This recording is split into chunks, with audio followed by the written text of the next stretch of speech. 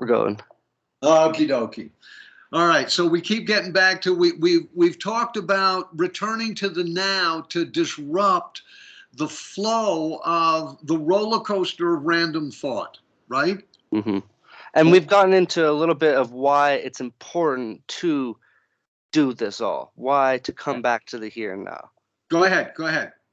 Go ahead. Well, okay, so I feel like there's a couple ways to approach it, but to come back to the here and now, it can take us away from the constant bickering and complaints that we have and kind of show us that there is actually things are not so bad. And when you come back to a baseline of things are not so bad, then you can start to say, oh, things are maybe pretty good. And then you can use that leisure time to explore, contemplate existence, and then that can lead you down another rabbit hole of we do not understand, and therefore this is all ever waking miracle. And we've kind of gone down that path a little bit. Hi, a little bit, but Yeah. so this is where we're going to go. But again, just to reiterate that it is that a dog sleeping over there? Yeah, yeah. So Aw, look at that face. Aw. she's getting old. Yep. Well, I relate. Yes, Yeah. I can relate. Right? Um, so again, all day long we have this internal dialogue. We talk to ourselves all the time, and it's at the back of our mind. So sometimes we're not aware of it, right? For people who may be not aware of this as a fact. But Mhm. it is true that we have this ongoing, it's actually a monologue, right? That again, the sorrow with it is number one, it's redundant, Mhm. right? We tend to complain about the same thing over and over and over and over and over and over again, right? Yep. Politics over and over, right? Right? So number one, it's redundant. Number two is it tends to be rooted in complaint. And why do you think that most of us just that's the where we go to is We to were trained complain? to do that. We were. This is why I have such a hard time with Descartes saying, "I think, therefore I am." Very quietly, all of us in the Western world are raised with that as a foundational truth. So if I am what I think, then of course you're going to invest in every single thing that you think. Yeah, yeah. That's And what you so want. we take that to the opposite. If I am not what I think, then all these thoughts that I have throughout the day are not necessarily me. They're just a byproduct of being me. And so you don't have to give in to all of the thoughts if they're bad, good, whatever they are. They just You are don't have kind to. of, Yeah, you don't have to allow them to pull you at all. yeah, They can become like traffic noise when you're in a city and you don't hear the traffic noise is there and it is impacting on your eardrums, but you don't really hear it. yeah. So when you say I think, therefore I am, it's giving those thoughts more control over that. Those traffic lights or the traffic noises are now in your house annoying you, and you can't control it. Indeed, indeed. That again, if I think, therefore I am, that makes thought so important, right? That of course we're going to align with it. Mhm. The terrible sorrow, right, is that then we are not actually living life that is unfolding before our very senses. We are living life through the filter of our narrative about life. So Mhm. we're not really even living life. We're living our narrative about Yeah, life. Yeah. because a lot of the jokes of my time are all very like depressing and self-deprecating, but more on the depressing side. Like we're all depressed, life is crappy. Once you get over to 18, 20, you're just an old man and everything's bad and your body's falling apart and life's a bitch, you die. Just those jokes reiterated, on so many And different scales. Yeah, and so I think a lot of people in my generation take that no, dude, as reality. unfortunately, it's not just your generation, Yeah, it's every yeah, generation. exactly. So what we do By is and large, our kind is in. I was No, gonna go say ahead. what we do is we think those ideas, we see those jokes and then we say that is us. That is real. We are those things, and I think therefore I am that. And then we are depressed and we are sad when if you really looked at the situation, it's not that bad.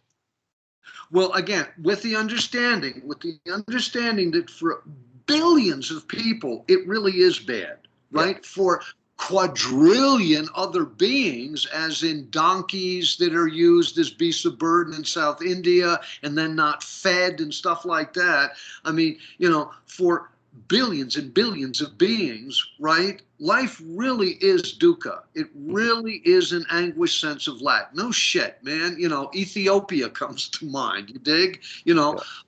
Those people living in the Bronx where there were 19 people living in a 2-bedroom apartment. You know what I mean? Yeah. And so Right? it's really just about having perspective and being realistic with all of these things Hi. and saying, objectively, what is the truth? Am I living in those states, or am I actually living in a pretty good state and I'm just riding on all these mental thoughts that I have about how things should be, and that's Hi. why I'm not Hi. happy Hi. This about is called life. the idealized imago in Jungian thought. And it's basically relates to people, but the fact is we also do idealize. Like, I think I told you years ago, I met a guy, a practicing Christian, who told me that the only perfect trees were in heaven. Yeah, it's scary. Yes, no shit, and also Yeah. heartbreaking. I mean, heartbreaking. That meant that for his whole lifespan here, he would never see the beauty in the asymmetry of a tree, be it with leaves or without leaves. And Mhm. they're breathtakingly beautiful. They're so beautiful, and they're so mysterious. How in the fuck does a tree occur? Yeah, Alex, how does a tree? yeah, yeah. I could not tell you.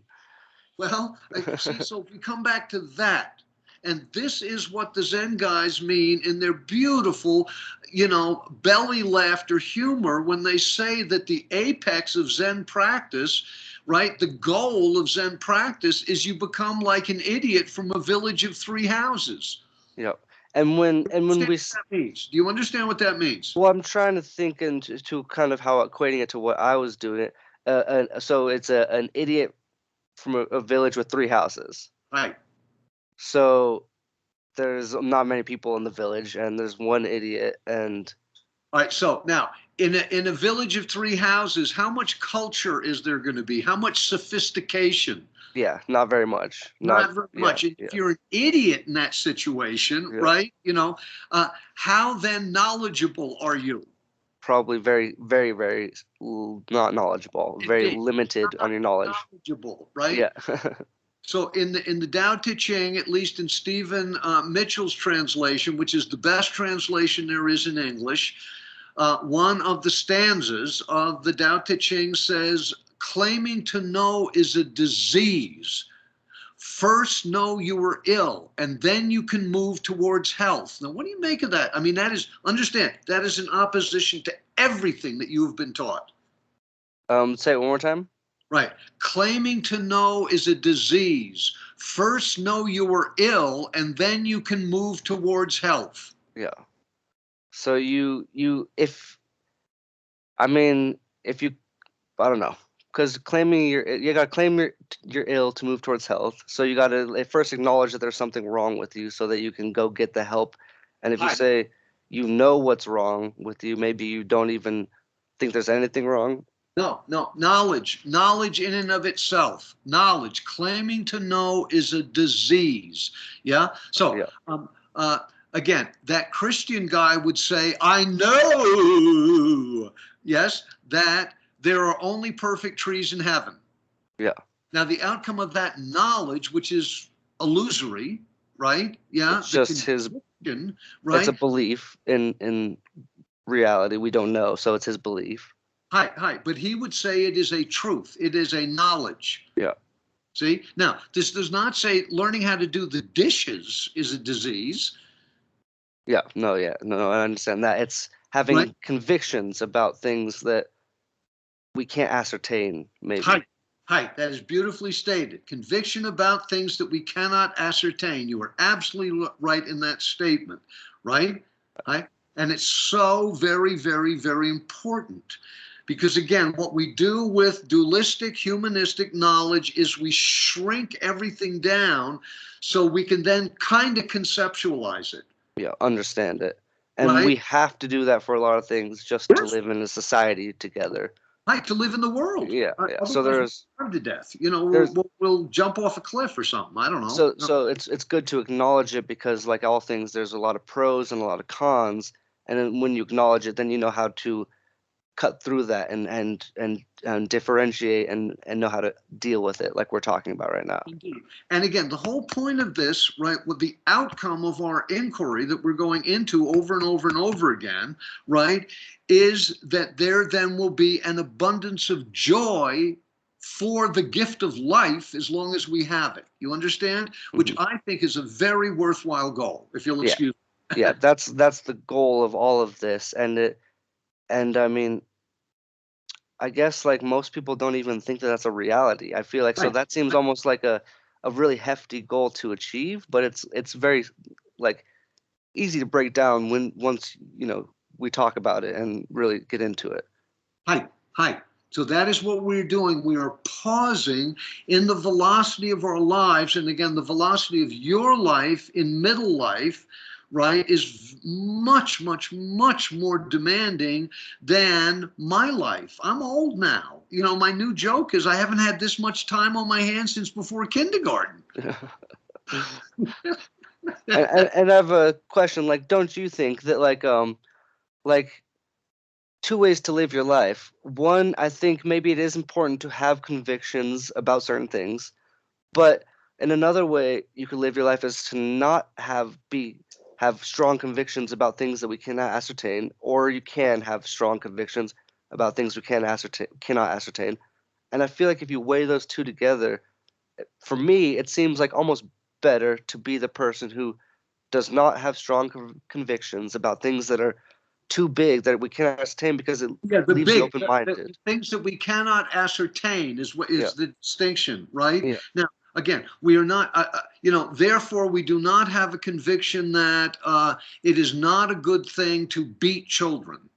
yeah. I mean, yeah, See, then that, it's yeah, stupid. Then that's it's extreme. Yeah, right? Yes. So once again, as you say, the things that we cannot ascertain, that is what we need to disengage conviction from.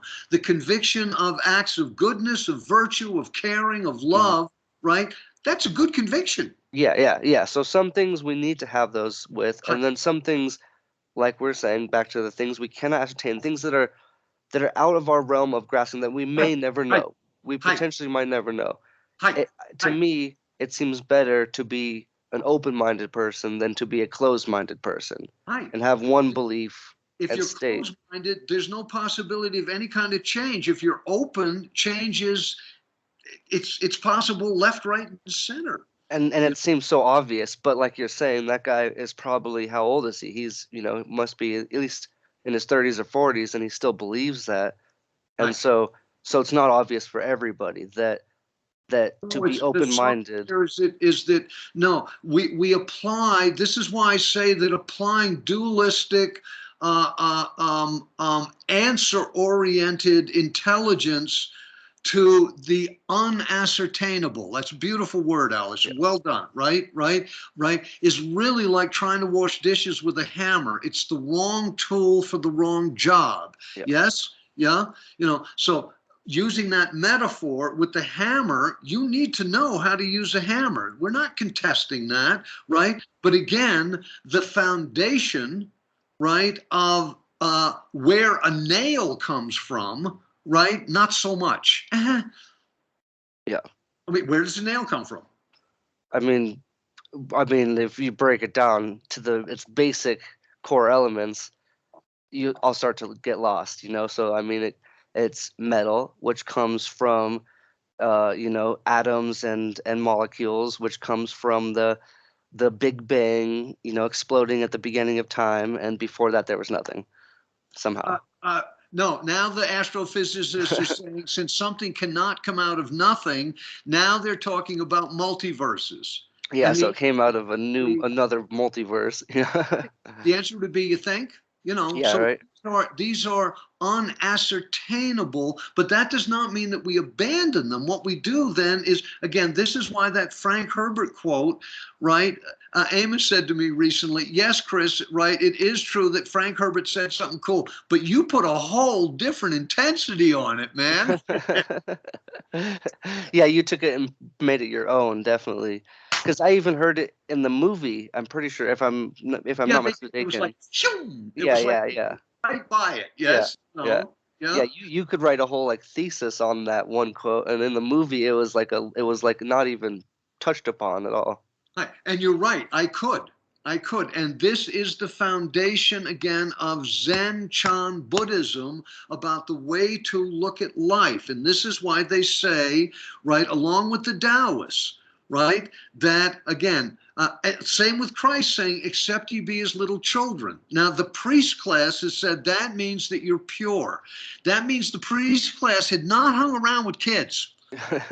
Right. Kids are not pure. Kids Yeah, are right. capable of all the bad shit that adults are. But what kids have that adults no longer have is open curiosity. Hmm.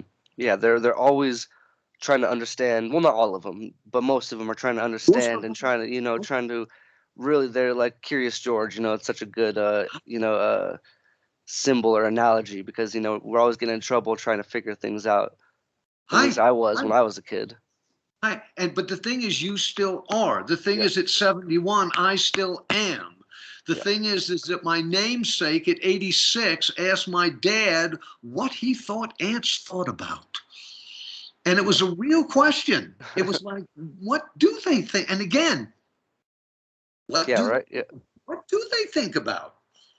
yeah. I mean, and like it's fascinating to me because I've thought about that, and then I think about other people in different cultures. They think in different languages, and then some people when they come here and they have two different languages, they'll go back and forth in their thoughts of the two different languages, and so it's really about the input. And so like maybe ants just thinking like rock, like image of a rock, image of like images, or who knows? Like I mean, We don't know. yeah, we don't, yeah, Do not who know. knows? Yeah, yeah, who They knows? may be But we reciting ant poetry to themselves all day. Shit, I don't but know. You but know. we could have a conviction and say it's this, and then just kind of write it off and never question Right. it again. And See, that's the issue, is yeah, then we write it off.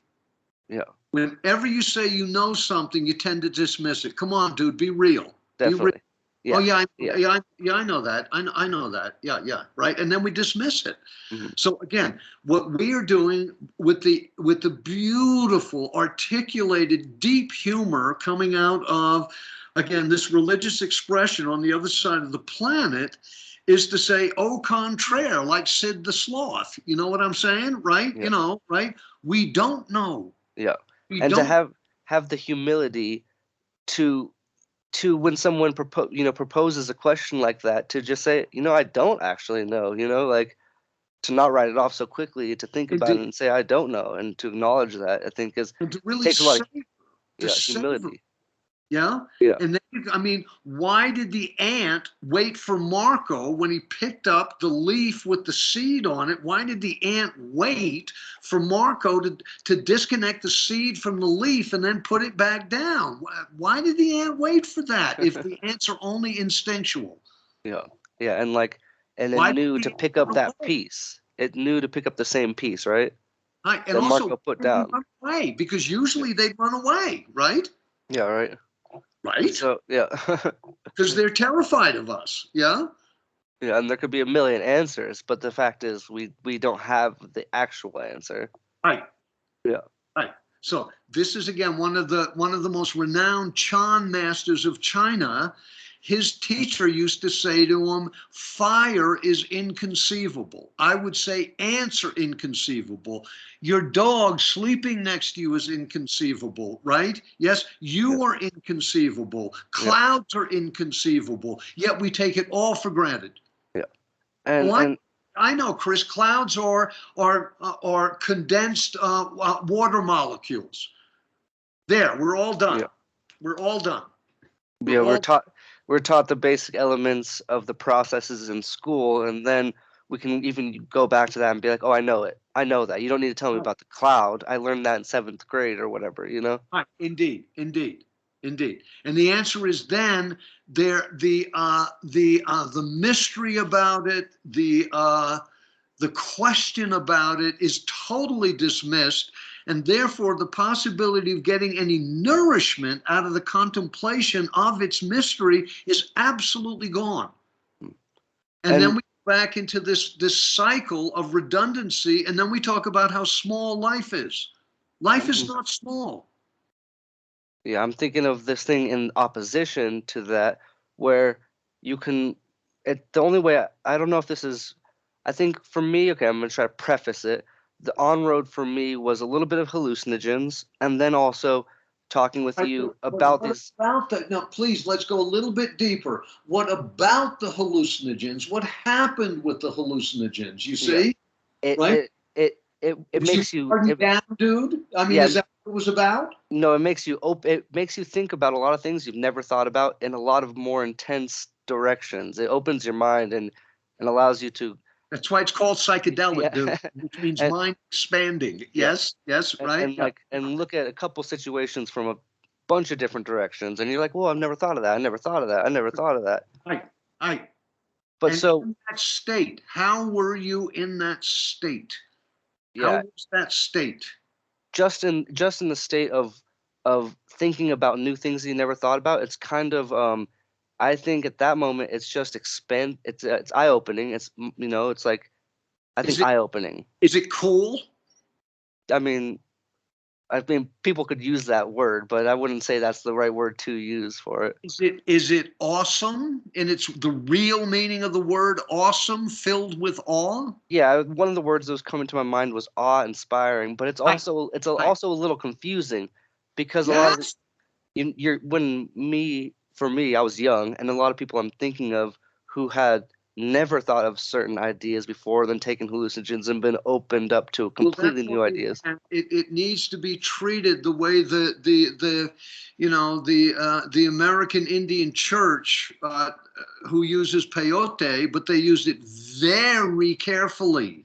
Mhm. This is not about going to a rock concert. This is about really using it as a sacrament. Yeah, Right? Now, because if that is gone, then what you get is this incredible opening of idea, which can be very overwhelming. Can yeah, be very overwhelming. yeah. Yes, you So see. so so the point I was trying to make is that with opening my consciousness a little bit, just looking at things from a new perspective is what I Right, would say. right. Is pollution has allowed me to do that, and then articulating what that concept was through conversations with you and reading books and stuff like that. Just being able to take yourself out of a situation and look at it new, fresh, Hi, and hi, and when you're able to do that, even without any hallucinogens involved, just completely sober, I you see. can. Then it's yours. Then it's yours. Hi, yeah, It's yours. yeah, Then it's not it. Then it's not a present, and it's not magic. You dig? yeah, Right? That's why it's important then to follow through. And that's why that book by Aldous Huxley, anybody who listens to this, which probably is not very many people, it doesn't matter, but anybody who does, there's a book called Island by Aldous Huxley. If you're doing psychedelics, you should read it. It will help you understand how to do psychedelics. Yes? yeah. Astonishing, astonishing book. Yes? And the whole point of it was to get a God experience. From the hallucinogens or just in Yes, from the yeah, hallucinogens. Yes, yeah, from the yeah, hallucinogens. Yes, yes, yeah. yeah. I told, What year was it written? oh, 60s, like 64 or something like that. It 64? was Yeah, his last book, the last book he wrote before he died. So maybe 63. yeah. Yeah, yeah, yeah. Um, uh, and I told you that my friends were just older enough than me. I was Super Kid. That was my nickname, Yeah. right? Because all my friends were 4 or 5 years older than me. And, particularly in that age group, late teens, the difference between a year or two was like huge, right? Yeah, of course, yeah. So anyway, they made me read all these books. One of them was, a book by Aldous Huxley, Yeah. called The Doors of Perception. Right? So that then, and God bless them, they made Yeah, me read seriously. a Yeah, year, a good year. friends. Yeah, good friends, honestly. It's awesome. Yes. Yeah, right? we And it don't. pissed me off. It really pissed me off. But then when I took the psychedelic, I was primed. I had a reference. And, a few years later, I'm off in India training as an ascetic monk. See, it made me Yeah. go crazy. Yeah. No, I mean, our minds are obviously very powerful, but two, the the the plants and herbs and whatever, the hallucinogens are also very powerful. So if like if you don't have the right process or path, it can be very dangerous. But like with Hi, with the right process or path, look what it led you to. A couple hi, years later, you're in India.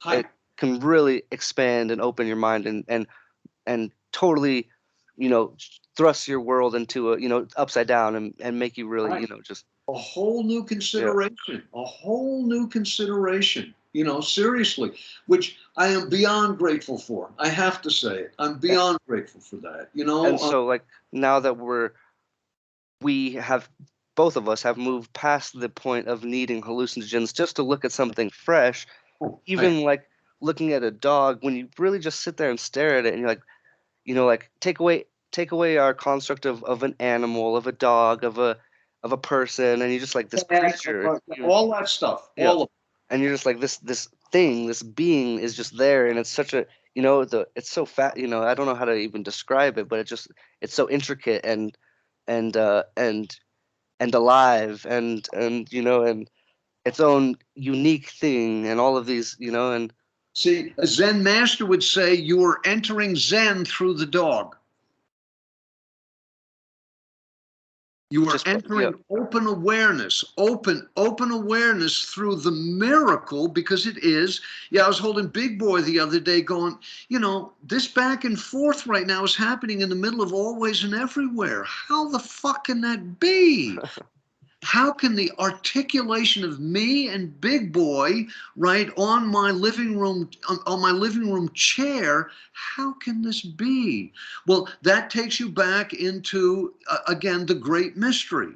Yeah. And in the great mystery, damn it all, right, there is nourishment. You see, this is why we're doing this, because everybody's walking around with a full belly, starving to death. Yeah, yeah, and especially here in I know in I'm our talking about here. culture. I'm not talking Yeah, about in Ethiopia. yeah, yeah, yeah, yeah, yeah. We've covered that, but yeah, especially just I don't know. Yeah, yeah, definitely, no, And definitely. And I so do maintain, Alex, based on that person who said, nope, it's all about me and mine.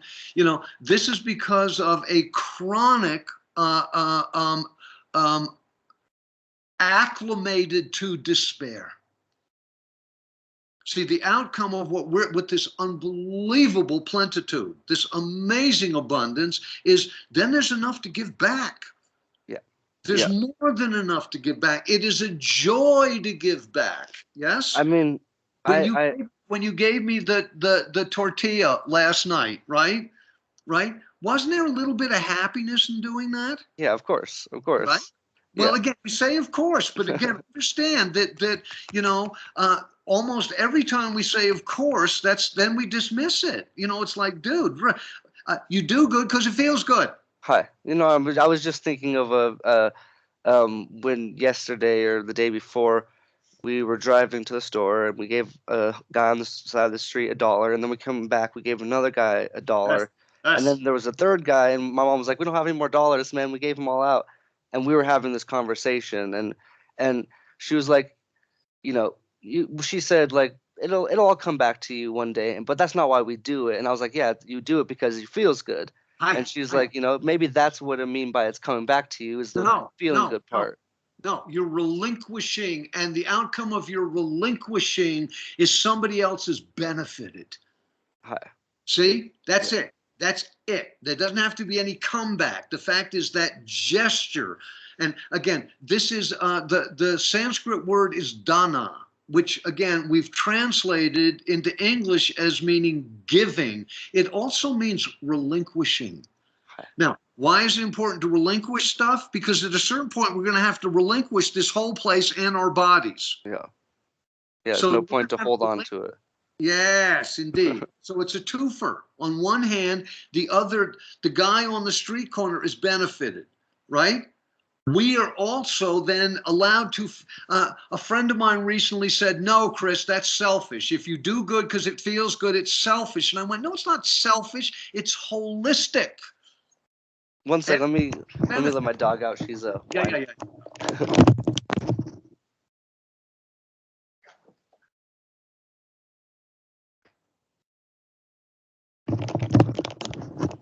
It's holistic, is what you said last. So, but so wouldn't you say that that is some because you feel good, you're doing it to feel good, or because you feel good, or whatever. But isn't that getting something back to some I degree? I'm mean, not saying you Alex, do it why do you smoke dope? to feel good. To feel good, Yeah, indeed, right? Indeed, yeah. right.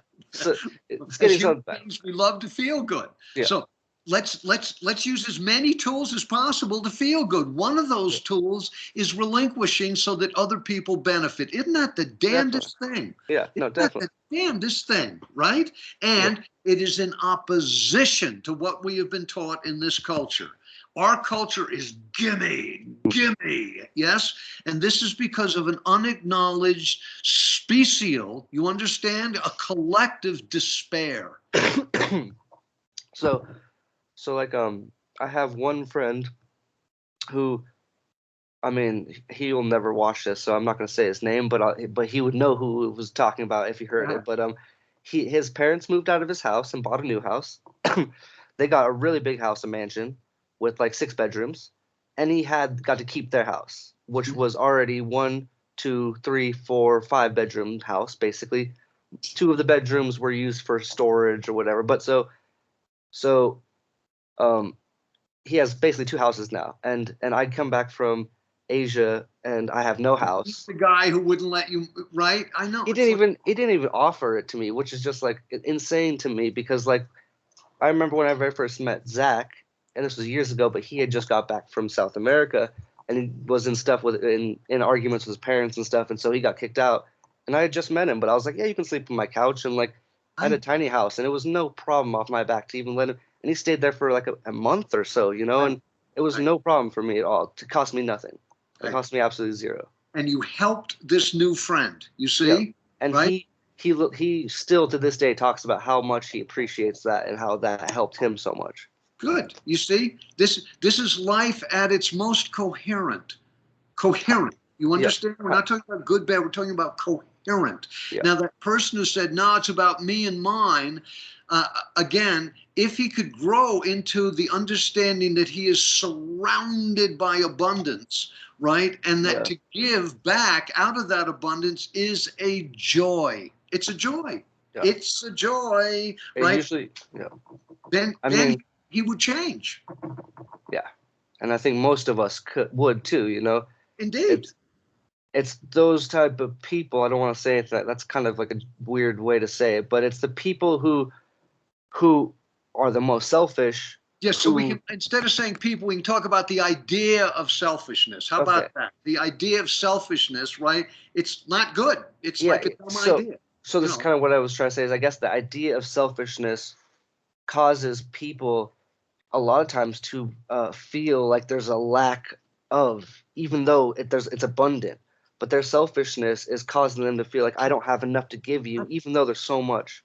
Hi, hi. That is exactly right. Yes, you see? And this is why it is imperative that we clarify some of these foundational norms, right? And explode the ones that are bogus. And again, the thing that should be so enraging to everybody about feeling an ongoing anguish sense of lack is a whole bunch of this comes out of watching television or doing social media where we are trained that if we have one more thing, if we have two more things, then life will be good.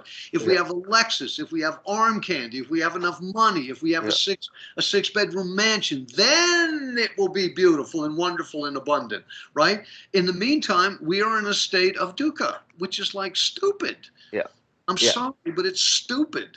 If you're in Ethiopia, you're allowed. You're allowed. Yeah. Hi. If that's And what you want to do, you know. all of those things will get to me too. And in hindsight, looking back on them, in the moment, there's nothing actually wrong in my life. I'll have a day off of work.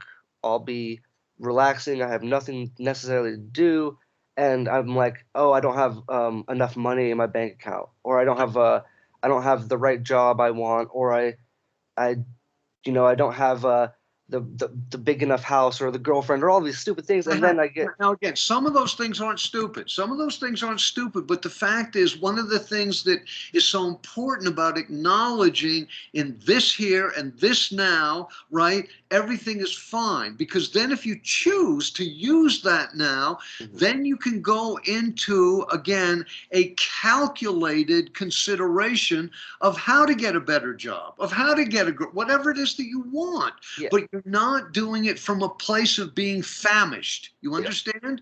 Which means that you can do it with more clarity. And Yeah. I think with a lot of those complaints and problems, you can give in to them, and then it just becomes a constant complaint and problem I, I, when maybe in fact it's actually not a real burden. But if you just, you know, I mean, this is, I guess, easier said than done, but if you just took the steps to actually try to, okay, here's a good idea. You use that as motivation to try to accomplish those goals, hi, hi, and then then it won't be as burdensome, you know. indeed. But it And can be a tool or it can be a burden, however yes, you use it. well stated, well stated. So this is, again, one of the, I was talking to this kid I'm working with, and I said that, that returning to the now is kind of like a Swiss Army knife, right? It's got all these different tools, you know what I'm saying? Mhm. You can use it in all these different ways, right? But again, foundationally, what you use it for is to clear your mind from, again, this ongoing, quiet complaint, Mhm. right? Because then at a certain point, endless complaining is also terribly draining. It's Yeah. exhausting. Yeah. Wouldn't you agree with that? 100%. Yeah, no, I mean it can be so exhausting for people that they get exhausted with life and they're like, I can't do Indeed. anything. Then I'm they get done. paralyzed. Then I'm they get done. paralyzed. Indeed, indeed. So in coming back to no, in this here and this now, with the understanding that death awaits, okay? If we went, it's like, oh, that is so idealistic. It's like, okay, we're not saying that, like the New Age people, that this is going to make everything hunky-dory. Yes, right? Life is difficult. The Buddha was not wrong. Life is suffering. But within that, it is also an exquisite gift. There's a paradox for you, right? And again, the more that we can come back to the fact of its miracle, that dog is impossible. Yeah. Yet that dog, in its impossibility, allows you great companionship and great humor, right? And sometimes the dog's a pain in the ass. Yeah, exactly. Yeah, all the things. All And the how things. can that be? Yeah. Yeah, how can any of this Yeah. be in the middle of eternity? So for me personally, I think that using my death, or even not, okay, I won't go that far because that's maybe too much for outside viewers to get I into. don't care. But I don't yeah, care. This, anybody who might listen to this is probably from our culture, and I'm telling you, our culture is punk ass. It is. It's cowardly. It is a cowardly culture, and it denies death and it denies suffering. yeah. It does. So even okay, so just being realistic about everything, contemplating the fact that we're gonna die is a thing that we can do. And some people might think it's bad, and that's fine if you think that, but I have found it to have a lot of benefits. And one of the biggest benefits is if you don't contemplate it too much and you don't let it get morbid and depressing, but you are objective and you're like, okay, this is limited engagement, I'm not going to be here forever. That's when saying, okay, I'm here and now. Okay, it's not so bad. It's not over yet. I still have time. It, Right, that's the you know, beginning, but that still has a degree of fear in it. But for the time being, that's a start. Let's just take it that far. yeah, But the fact is, we can use it, and this is again in the Castaneda books where Castaneda says, I don't understand the point of worrying about my death." And Don once said, "I didn't tell you to worry about it. I told you to use it. Use it." And he said, whenever your mind is filled with crappy thoughts, this is so specific mhm, because this is where our dukkha takes us. It takes us into a state where something bad's going to happen. Man, something real bad's going to happen. Yes, right? And yeah. that's the way we live. Yeah. That's the way we live. So for me, I don't want it to come off as sounding as a place from fear, but for me, it's the best place for me personally when I say, come back to here and now. What's wrong? The biggest thing that could possibly happen is my death, and that's not here yet. So Hi, nothing hi, is hi. really that bad. And it's a marrying of these two ideas that really helps me come back to here and now, really, and say, okay, it's really not that bad, and to actually have a good mindset after that, even if I'm angry, Okay, marrying those two the ideas. next step, dude, I'm telling you, is not that it's really okay. It's that it is abundant beyond expression. Hi. I've been Yeah. given a universe. You have been given a universe. The guy who says, nah, it's about me and mine has been given a universe. This, you don't need to believe in the power of the Eucharist. I mean, this is the truth. Because of the body separating you from everybody else, all of this is given to you alone. Yes or no? Yeah.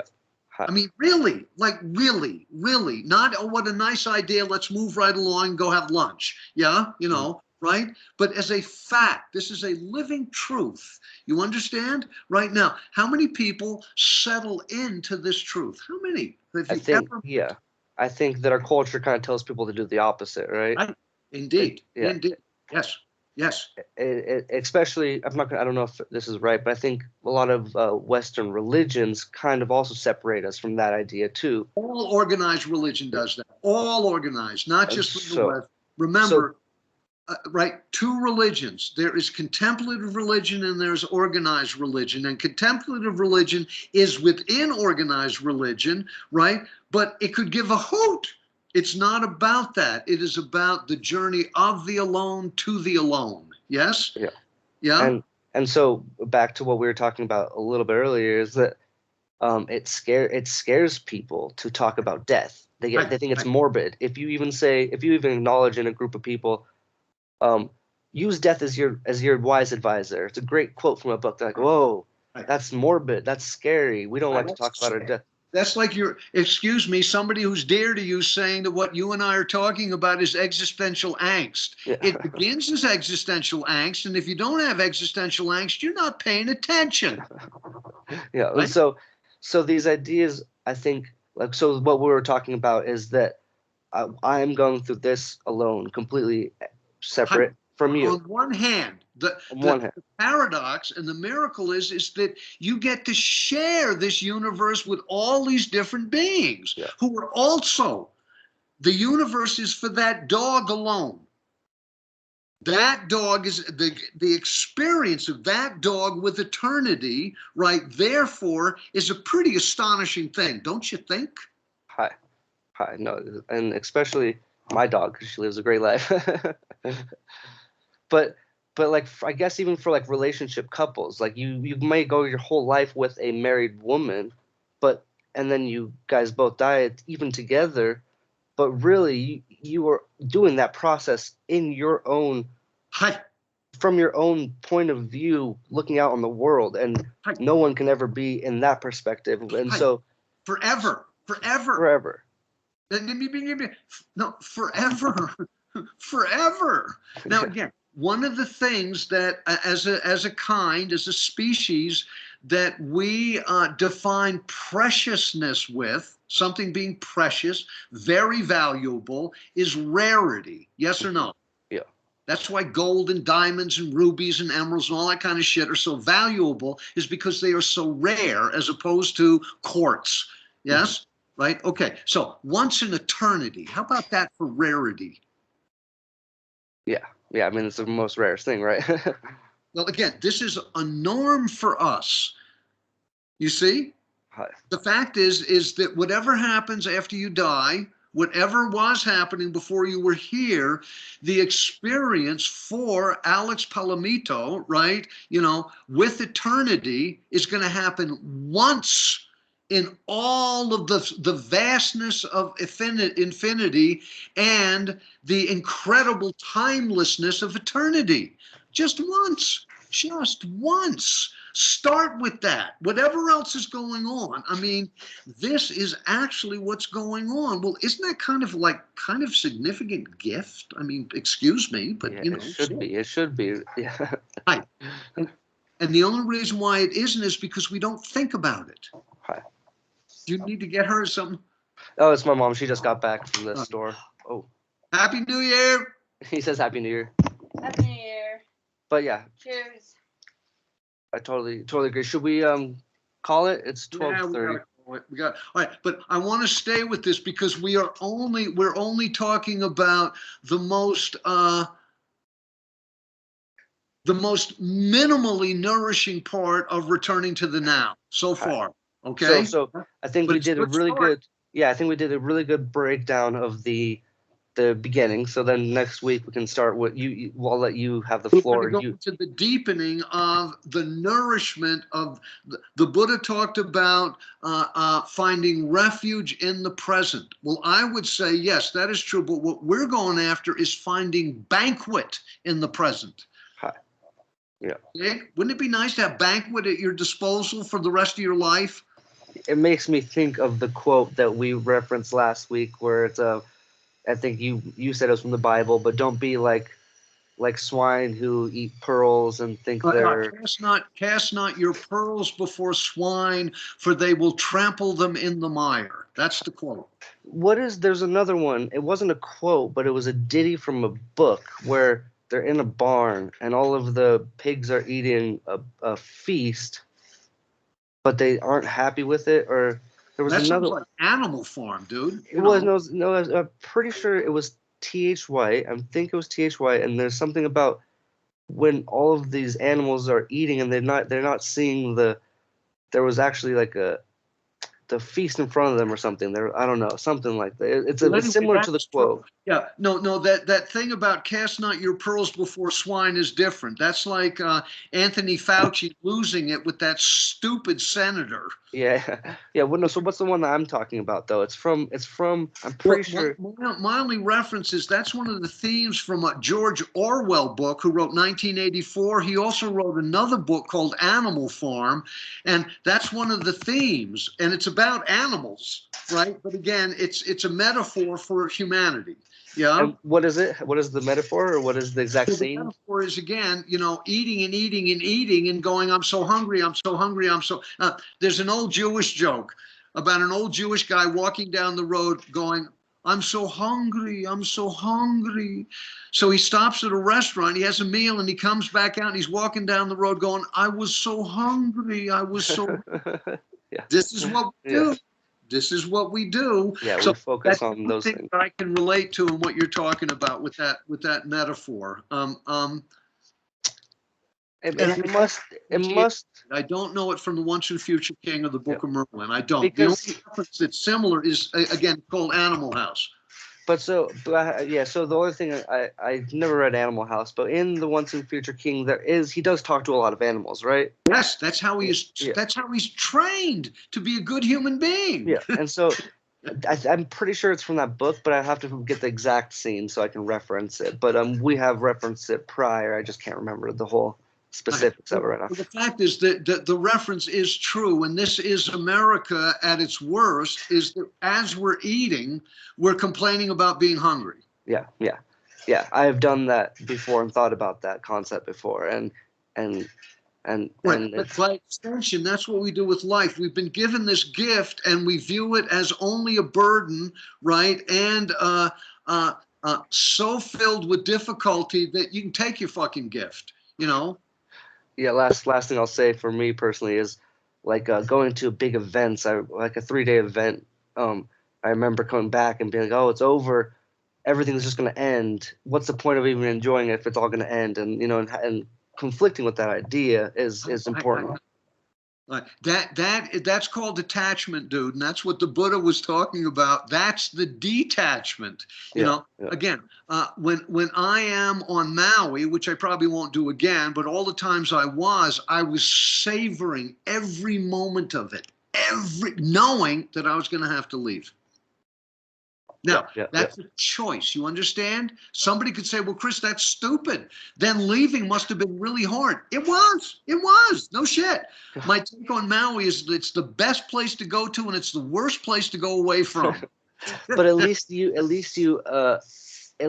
got to I'm not gonna say appreciate, but fully experience those moments that you had there, you know? And in that astonishing appreciation, I remember sitting in Burger in Paradise, this restaurant in Lahaina, and I'm going, I'm really here. I'm actually here. I'm here. And this waitress comes to you. She goes, God, you seem happy. And I said, I'm here. Yeah, she, it's just like, and she said, I get it. I understand. I'm here too. She said. it's awesome. No, it's super awesome. Now, when I come back to New Mexico, right, and I'm watching snowfall of an evening coming into the light of my upstairs deck light with those swirls, and it's like, oh, I'm here. I'm here. God, look at this. Yes? Yeah, So, yeah. New Mexico, I love New Mexico is one of the most beautiful places I've ever been. So, okay, but again, New Mexico is beautiful. Arizona is beautiful. California, when it's not burning up, is beautiful. Even upstate New York, the planet is fucking beautiful. By and large, the planet is beautiful. And what it is resting in, what it's floating in, the stars at night, equally like, holy shit, right? Yeah, no. I mean, yeah, it's unimaginably It is. Yeah. We cannot ascertain it, as you said. It's a great use of that word, dude. Great use of that word. All right. As always, love to you. All right, I'll see you next week. All right, my man. All right, cool. Love you too. Bye.